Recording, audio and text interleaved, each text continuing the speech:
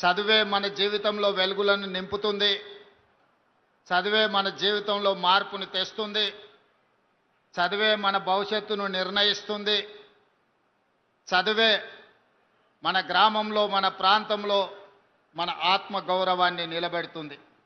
ఈ చదువే మన తల్లిదండ్రుల కళ్ళల్లో ఆనందాన్ని నింపుతుంది. ఈనాడు ఆ ఆనందాన్ని నింపడానికి అవసరమైన ప్రభుత్వ పాఠశాలలు గత 10 సంవత్సరాల నిర్లక్ష్యం వల్ల అనాథలుగా ప్రభుత్వ పాఠశాలల్లో చదువుకునే విద్యార్థులు తీవ్రమైన ఇబ్బందులను, తీవ్రమైన కష్టాలను ఎదుర్కొన్నారు.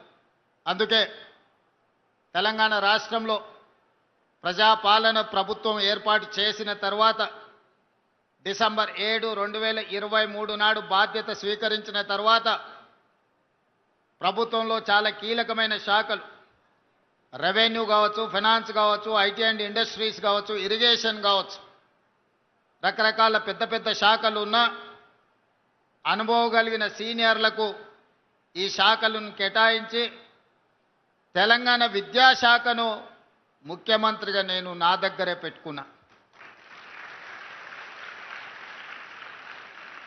ఆనాడు చాలామంది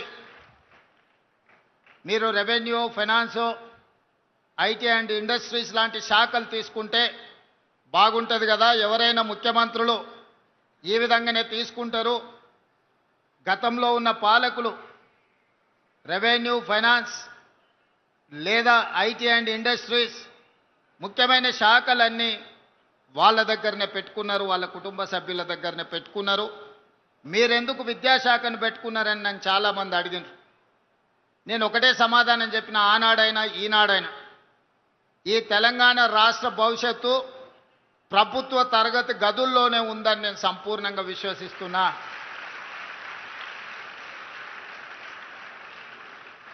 కొట్లాడి తెచ్చుకున్న తెలంగాణ, వందలాది మంది పిల్లలు త్యాగాలు చేసి తెచ్చుకున్న తెలంగాణ ఎవరు ఫాలో చేయడం, అసమర్థులు పరిపాలనలో ఉండడం శాశ్వతంగా ఈ తెలంగాణకు తీరని నష్టం చేకూరుస్తుంది.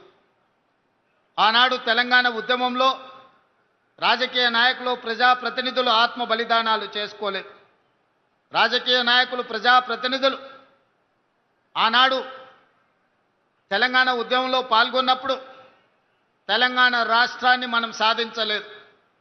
ఎప్పుడైతే తెలంగాణ విద్యార్థులు, ఉస్మానియా కాకతీయ యూనివర్సిటీల విద్యార్థులు ఉద్యమ బాట పట్టినరో, తెలంగాణ నినాదాన్ని అందుకున్నారో, గల్లీ గల్లీలో జయ జయ తెలంగాణ నినాదాన్ని వినిపించినరో, ఆనాడే రాష్ట్ర కేంద్ర ప్రభుత్వాలు దిగివచ్చి తెలంగాణ రాష్ట్రానికి చట్టబద్ధత కల్పించి తెలంగాణ రాష్ట్రాన్ని ఏర్పాటు చేసింది.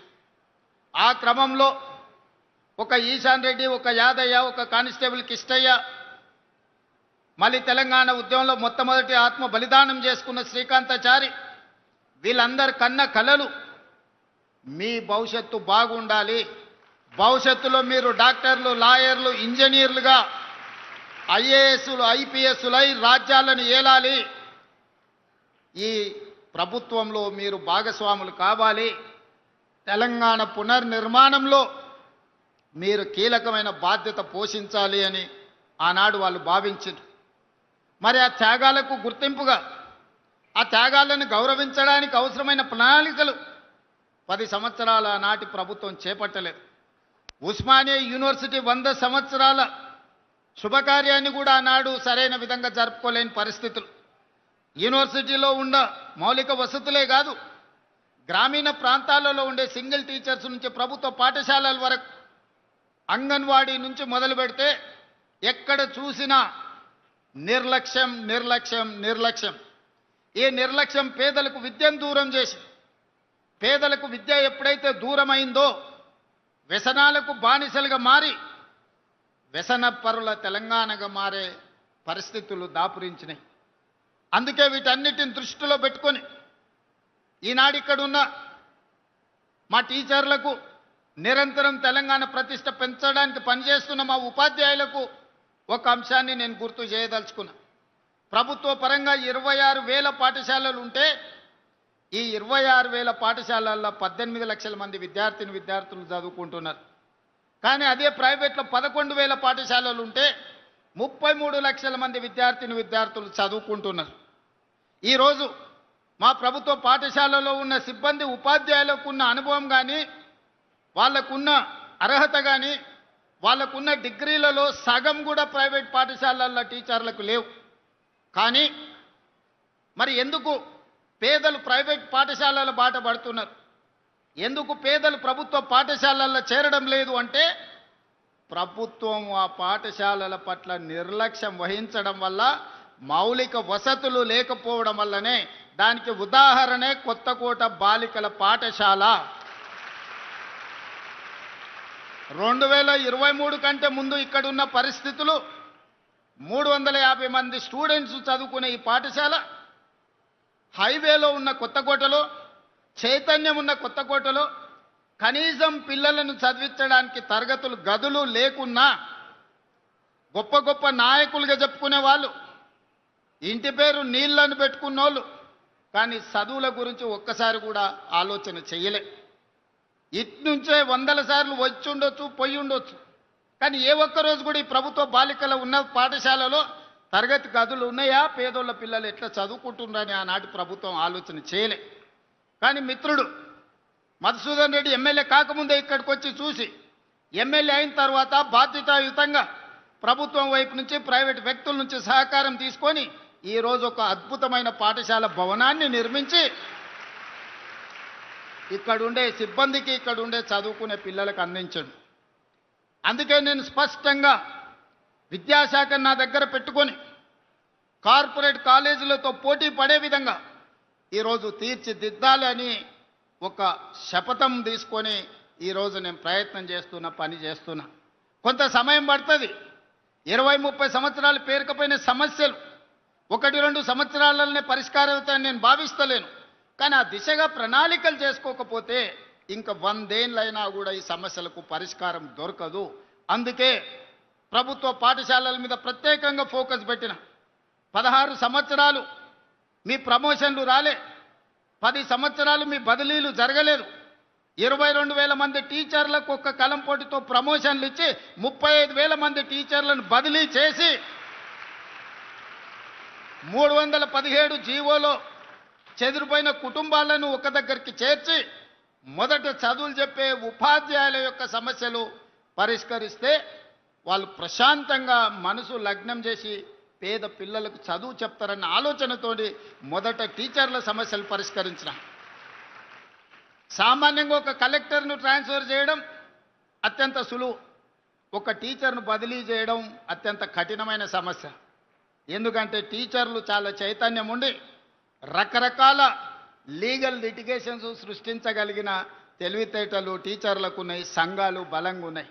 కానీ మేము చేసిన బదిలీలో, మేము ఇచ్చిన ప్రమోషన్లలో చిన్న లిటిగేషన్ లేకుండా 100% టీచర్లు ముందుకొచ్చి ఈ ప్రభుత్వం ఒక మంచి ఉద్దేశంతో ఈ చర్యలు చేపట్టింది, మేము సంపూర్ణంగా అండగా నిలబడ్డామని చెప్పి టీచర్లు వచ్చారు. ఈరోజు 1,00,000కు పైగా ఉన్న టీచర్లు, దాదాపుగా 30,000 కోట్ల రూపాయల బడ్జెట్ మన తెలంగాణ విద్యార్థుల యొక్క భవిష్యత్తు తీర్చిదిద్దడానికి నిరంతరం పనిచేస్తున్నారు. దీనికి మా టీచర్లు కష్టపడుతున్నారు. ఫలితాలు కూడా మనం చూసినాం. ఒకప్పుడు 29 రాష్ట్రాలు, 7-8 యూనియన్ టెరిటరీల్లో విద్యాశాఖకు సంబంధించి కేంద్ర ప్రభుత్వం ఇచ్చే నివేదికల్లో తెలంగాణ రాష్ట్రం యొక్క స్థానము చివరన 35-36వ స్థానంలో ఉండే. పోయిన నెల కేంద్ర ప్రభుత్వం విడుదల చేసిన నివేదికలో ఇదే తెలంగాణ రాష్ట్ర ప్రభుత్వం, ఇదే టీచర్లు చేసిన ప్రయత్నాల వల్ల 18వ స్థానానికి, దాదాపుగా 18 స్థానాలు ఎదిగి ఈరోజు 18వ స్థానంలో తెలంగాణ రాష్ట్ర ప్రభుత్వం నిలబడ్డది అని అంటే ముఖ్యమంత్రిగా అది నా గొప్పతనం కాదు, మీరందరు కష్టపడి పని చేసిండ్రు కాబట్టే, ఈ టీచర్లు నిరంతరం బాధ్యతగా విధులు నిర్వహించిండ్రు కాబట్టే ఈరోజు తెలంగాణ రాష్ట్రానికి దేశంలో 18వ స్థానం వచ్చింది. కానీ దాంతో కూడా నేను మీరు సంతృప్తి చెంది విశ్రాంతి తీసుకోకూడదు. మొదటి 2 స్థానాలలో 1వ స్థానమో 2వ స్థానంలో తెలంగాణ రాష్ట్రాన్ని నిలబెట్టే వరకు మా టీచర్లు నిరంతరం పనిచేయాల్సిందిగా మా టీచర్ సోదరిమణులకు నేను విజ్ఞప్తి చేస్తున్నా. అదేవిధంగా ఈనాడు స్కిల్స్ అవసరం ఉన్నది. మీ అందరికీ తెలుసు, ఒకప్పుడు కంప్యూటర్ సాఫ్ట్వేర్ ఇంజనీర్ అయిందంటే భవిష్యత్తు బాగుంటుంది, అమెరికాకి వెళ్తాడు, డాలర్లు సంపాదిస్తాడు, మాకు ఉజ్వల భవిష్యత్తు ఉంటుందని. ఇవాళ అమెరికాలో ఆర్టిఫిషియల్ ఇంటెలిజెన్స్ టెక్నాలజీ విప్లవం వచ్చి ఉద్యోగాలు పోయి అమెరికాకి వెళ్ళిన పిల్లలు వెనక్కి వస్తుంటే తల్లిదండ్రులు దిగాలుతో కూర్చుంటున్నారు. మరి దీన్ని ఎదుర్కోవడానికి మనం సంసిద్ధత తయారు చేయాలి కదా. అందుకే ఈరోజు వైట్ కాలర్ జాబులు పోతుంటే బ్లూ కాలర్ జాబులు అందించాలి. బ్లూ కాలర్ జాబులు అంటే సాంకేతిక నైపుణ్యం, శిక్షణతో కూడుకున్న నైపుణ్యం. అందుకే ఐటీఐలను 1956లో ప్రారంభిస్తే ఆ రోజున్న సిలబసే ఈ రోజు వరకు నడిపించినాం. ఆనాడు డీజిల్ కారుకు మెకానిక్ అంబాసిడర్ కార్లు రిపేర్ చేసే అప్పుడు నేర్పించింది. మరి ఇవాళ పిల్లోడు అంబాసిడర్ కార్ రిపేర్ నేర్చుకుంటే అంబాసిడర్ కార్ ఎక్కడా లేదు, ఫామ్ హౌస్లో తప్ప. అక్కడికి ఆయన రానియడు, మనోడు రిపేర్ చేయడు. అది రిపేర్ చేసినా బాగుపడేటట్లేదు. అందుకే అంబాసిడర్ కార్లను రిపేర్ చేయడం కాదు, ఆడి BMW బెంజ్ కార్లు ఈవీ కార్లను ఏ విధంగా రిపేర్ చేయాలనో, దానికి బ్యాటరీలను ఎట్లా తయారు చేయాలనో, ఈవీ వెహికల్ని మనం రోడ్డు మీదకి తేవాలంటే బ్యాటరీ అంతంత కీలకం. ఇంతకుముందే అమరాజా బ్యాటరీస్ కంపెనీని మన జిల్లాలో మనం ప్రారంభించుకున్నాం. నైపుణ్యం పెరిగింది, దేశాల మీద పోటీ పెరిగింది. ఒకప్పుడు మనం అమెరికా వైపు చూసేటోళ్ళం. ఈరోజు మన ఉద్యోగ ఉపాధి అవకాశాలు German, Japan, south Korea, China లాంటి దేశాలల్లో పెద్ద పెద్ద ఉద్యోగాలు ఉన్నాయి. మన కాళ్ళ మీద మనం నిలబడే అవకాశాలు ఉన్నాయి. అందుకే మా టీచర్లకు అందరికి విజ్ఞప్తి చేస్తున్నా, పిల్లలకు జర్మన్, జపాన్ లాంగ్వేజ్ నేర్పండి, సౌత్ కొరియన్ లాంగ్వేజ్ నేర్పండి. బేసిక్స్ వస్తే కూడా నెలకు 2 లక్షల రూపాయలు సంపాదించుకునే పరిస్థితి ఈరోజు ఉన్నది. ఒకప్పుడు మీరందరూ చూసిండ్రు, ఐఏఎస్లు, ఐపీఎస్లు విదేశాలకు పోయేటోళ్ళు స్టడీ టూర్ అని. ఈసారి టీచర్లను విదేశాలకు పంపించడం, అక్కడున్న విద్యా వ్యవస్థను స్టడీ చేసి పిల్లలకు మంచి విద్యను అందించడానికి. పోయిన సంవత్సరం నాకు తెలిసి 50 మంది టీచర్లను విదేశాలకు పంపించి స్టడీ చేయించినాం.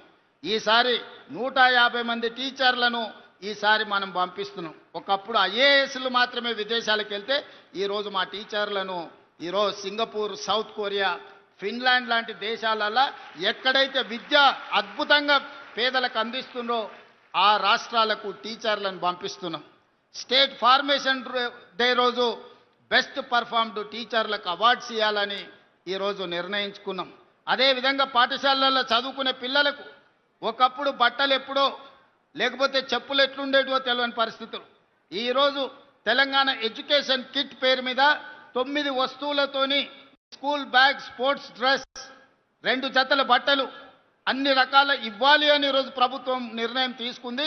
దానికోసం దాదాపుగా 1000కి పైగా కోట్ల రూపాయలు ఖర్చు పెట్టి జూలై ఎండింగ్ 15th ఆగస్టు లోపల 27,50,000 మంది విద్యార్థులకు ప్రతి ఒక్కరికి 9 వస్తువులతో తెలంగాణ ఎడ్యుకేషన్ కిట్ 15 ఆగస్టు లోపల మీకు ఇవ్వబోతున్నాము. 27.5 లక్షల మంది విద్యార్థుల అభిప్రాయం వాట్సాప్లో లోడ్ చేసి మీకు వచ్చిన వస్తువులు బాగున్నాయా, బాగలేవా, మీ అభిప్రాయాలు చెప్పే విధంగా ఈరోజు విద్యాశాఖను తీర్చిదిద్దుతున్నాం. అందుకే మిత్రులారా, ఎవరైనా మిమ్మల్ని ప్రభుత్వ పాఠశాలలో చదువుకుంటే ఏమవుతారు, గవర్నమెంట్ స్కూల్కి వెళ్తే ఏం కారు కదా అని చెప్తుంటారు. మీరు ఒక్క మాట చెప్పండి, ఆ విధంగా మాట్లాడే బంధువులకైనా, మిత్రులకైనా, ఎవరికైనా ప్రభుత్వ పాఠశాలలో చదువుకుంటే తెలంగాణ రాష్ట్రానికి ముఖ్యమంత్రి కావచ్చని నన్ను చూపించండి. నేను ఎక్కడి నుంచో ఊడిపడలే, నేను ఆకాశంలో నుంచి అద్భుతంగా కిందికి రాలే. ఇక్కడనే పక్కలున్న వనపర్తిలో ప్రభుత్వ పాఠశాలలో చదువుకొని తెలంగాణ రాష్ట్రానికి ముఖ్యమంత్రి అయినా ఇది నాకు గర్వకారణం. 1984 ఎన్నికల్లో నా ఇంటర్మీడియట్ ఫస్ట్ ఇయర్లో ఉన్నప్పుడు డాక్టర్ జిల్లెల చిన్నారెడ్డి గారికి యూత్ కాంగ్రెస్ ప్రెసిడెంట్కి ఎమ్మెల్యే టికెట్ ఇస్తే చిన్నారెడ్డి గారిని గెలిపించండి అని ఈ కొత్తకోట నుంచి మొదలు పెడితే ఈ నియోజకవర్గం మొత్తం గోడల మీద రాసి చిన్నారెడ్డి గారిని గెలిపించండి అని ఎన్నికల్లో ప్రచారం చేసిన నేను. ప్రభుత్వ పాఠశాలలను ఎవరైనా చిన్న చూపు చూస్తే వాకిటి శ్రీహరి గారిని, జూపల్లి కృష్ణారావు గారిని, డాక్టర్ జిల్లెల చిన్నారెడ్డి గారిని మీరు చూపించండి. ప్రభుత్వ పాఠశాలలో చదువుకుంటే మంత్రులే కాదు డాక్టర్లు కావచ్చు, రాణించవచ్చు. ఆ పైన ఇంకేదన్నా మాట్లాడితే మీ రేవంత్ అన్నను చూపించండి తెలంగాణ రాష్ట్రానికి ముఖ్యమంత్రి అవుతాడని. ఈ ప్రభుత్వ పాఠశాలలే తెలంగాణ పునర్నిర్మాణంలో అత్యంత క్రియాశీలక పాత్ర పోషించాలి. ఈ ప్రభుత్వ పాఠశాలల నుంచి వచ్చిన ఈ పిల్లలే డాక్టర్లు, లాయర్లు, ఇంజనీర్లుగా, సైంటిస్టులుగా రాణించాలి. ఈరోజు పలుగు పారబట్టిన ఈ చేతులే కలం బట్టాలి, తెలంగాణ తలరాతను మారవాలి. 3 ఎకరాల భూమో, ఇందిరమ్మ ఇల్లు, షాదీ ముబారక్ మన భవిష్యత్తులో కొంతనే మేలు చేస్తాయి. కానీ ఈరోజు మీరు అందుకుంటున్న, మీరు చదువుకుంటున్న ఈ చదువు, ప్రభుత్వం అందిస్తున్న ఉదయం పూట పెట్టే టిఫిన్ కావచ్చు, మధ్యాహ్నం పెట్టే భోజనం కావచ్చు, దీన్ని పూర్తిగా సద్వినియోగం చేసుకొని చదవండి, రాణించండి. రాణిస్తే ఉజ్వల భవిష్యత్తు ఉంటుంది. మన భవిష్యత్తుకు చదువు ఒక్కటే మన జీవితాన్ని వెలుగులు నింపుతుంది. అందుకే ఇక్కడికి వచ్చిన ప్రతి విద్యార్థులకు నేను చెప్పదలుచుకున్నది ఒకటే. ఇవాళ మనం స్పోర్ట్స్ పాలసీ తీసుకొచ్చినాం. ఒకవేళ చదువులో రాణించకపోతే క్రీడల్లో రాణించండి. సిరాజుద్దీన్ వరల్డ్ కప్ క్రికెట్లో సాధించిన సిరాజుద్దీన్ చదువుకున్నది ఇంటర్మీడియట్ ఫెయిల్, 10th పాస్ అయి ఇంటర్ ఫెయిల్ అయింది. అతనికి ఒక రకంగా చూస్తే కానిస్టేబుల్ ఉద్యోగానికి కూడా అర్హత లేదు. కానీ అదే సిరాజుద్దీన్ క్రీడల్లో, క్రికెట్లో రాణిస్తే Group 1 DSP జాబు చట్టాన్ని మొత్తం సవరించి తెలంగాణ రాష్ట్రం ఉద్యోగం ఇచ్చింది. నిఖత్ జరీన్ మైనారిటీ అమ్మాయి, తండ్రి ఆర్థిక పరిస్థితి లేదు, నిజామాబాద్ టౌన్లో అత్యంత వెనుకబడిన కుటుంబం. కానీ అమ్మాయి బాక్సింగ్లో ఛాంపియన్షిప్ సాధిస్తే Group 1 DSP జాబ్ నిఖత్ జరీన్కు తెలంగాణ రాష్ట్ర ప్రభుత్వం ఇచ్చింది. దీప్తి జువాన్జీ పారా ఒలింపిక్స్లో మెడల్ సాధిస్తే Group 2 జాబ్ ఇచ్చినాం. ఇట్లా చాలా మందికి, మన ఈషా సింగ్కు 3 కోట్ల రూపాయలు ఇచ్చినాం షూటింగ్లో గోల్డ్ మెడల్స్ సాధిస్తే. అందుకే గ్రామీణ ప్రాంతాలలో ఉన్న మట్టిలో మాణిక్యాలను క్రీడాకారులుగా రాణించండి. చదువులో రాణిస్తే సరే, చదువు లేకపోతే మైదానాలలో పోటీ పడండి, క్రీడల్లో రాణించండి. మీ భవిష్యత్తుకు నాది హామీ. మిమ్మల్ని తీర్చిదిద్ది మిమ్మల్ని ఉన్నత మార్గాన నడిపించే బాధ్యత తెలంగాణ రాష్ట్ర ప్రభుత్వం తీసుకుంటుంది. ఈ జిల్లాలో మనం IIIT ఇచ్చుకున్నాం, ఈ జిల్లాలో ఇంజనీరింగ్ కాలేజ్ ఇచ్చుకున్నాం, ఈ జిల్లాలో 14 యంగ్ ఇండియా ఇంటిగ్రేటెడ్ స్కూల్స్ ఇచ్చినాం, ఈ జిల్లాలో 14 Telangana residential school, Telangana high స్కూల్స్ని ఇచ్చుకున్నాం. నర్సరీ టు 12th క్లాస్ వరకు బ్రేక్ఫాస్ట్, లంచ్తో పాటు ఒక మోడల్ తెలంగాణలో ఈరోజు ఎడ్యుకేషన్ పాలసీనే మనము ఈరోజు నిర్వహించుకుంటున్నాం. అందుకే మిత్రులారా, విద్యాశాఖ నా దగ్గరనే ఉంది. ఈనాడు ఒక విద్యార్థి మీద రాష్ట్ర ప్రభుత్వం పెడుతున్న ఖర్చు 1,08,000 రూపాయలు. ఇక్కడున్న విద్యార్థులకు ఎవరికి తెలియదు. ఒక్కొక్క విద్యార్థిని మీద ఇక్కడ కూర్చున్న ఆడపిల్లల మీద రాష్ట్ర ప్రభుత్వం పెడుతున్న ఖర్చు సంవత్సరానికి 1,08,000 రూపాయలు ఈరోజు మీ మీద ఖర్చు పెడుతుంది రాష్ట్ర ప్రభుత్వం. మరి ప్రభుత్వం ఇంత పెద్ద ఎత్తున మీకోసం నిధులు కేటాయించి మౌలిక వసతులను అందించి మిమ్మల్ని చదివిస్తున్నప్పుడు మీరు జీవితంలో పైకి రావాలి. మీ తల్లిదండ్రులు మీ పెళ్లి చేయాలంటే మీరు బాగా చదువుకుంటే కట్లం లేని పెళ్ళిళ్ళు అయితే మా చెల్లెలకు అందరికీ నేను చెప్తున్నా. మీరు బాగా చదువుకోకపోతే మీ తల్లిదండ్రులు ఉన్న దగ్గర భూమి అంతా అమ్మాల్సి వస్తుంది, బంగారం అంతా మీ అత్తగారి ఇంటికి ఇవ్వాల్సి వస్తుంది. కానీ అదే మీరు బాగా చదువుకొని మంచి ఉద్యోగం సాధిస్తే, జీవితంలో పైకి వస్తే ఎదురు కట్నం ఇచ్చి పెళ్లి చేసుకునే రోజులు వస్తాయి. అందుకే మనం జీవితంలో మంచి ఉన్నత స్థానానికి చేరాలి అనంటే బాగా చదువుకోండి. నాకు ఈ ప్రాంతం మీద ప్రత్యేకమైన అభిమానం ఉంది. ఎందుకంటే పాఠశాల వయసులో ఇక్కడనే నేను పెరిగిన ఈ ప్రాంతంతో నాకు ప్రత్యేకమైన అనుబంధం ఉంది. ఈ ప్రాంతం అభివృద్ధి కోసం అన్ని రకాలుగా నేను సహకరిస్తా.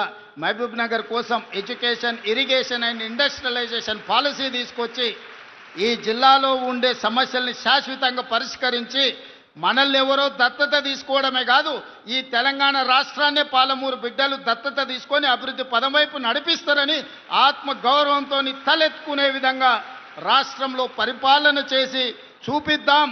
పాలమూరు బిడ్డలు తట్టపని, పారపని, మట్టి పనికే కాదు, పరిపాలన చేయడానికి కూడా ఆరితేరిన వాళ్ళు ఈ జిల్లాలో ఉన్నారని నిరూపించుకుందామని తెలియజేస్తూ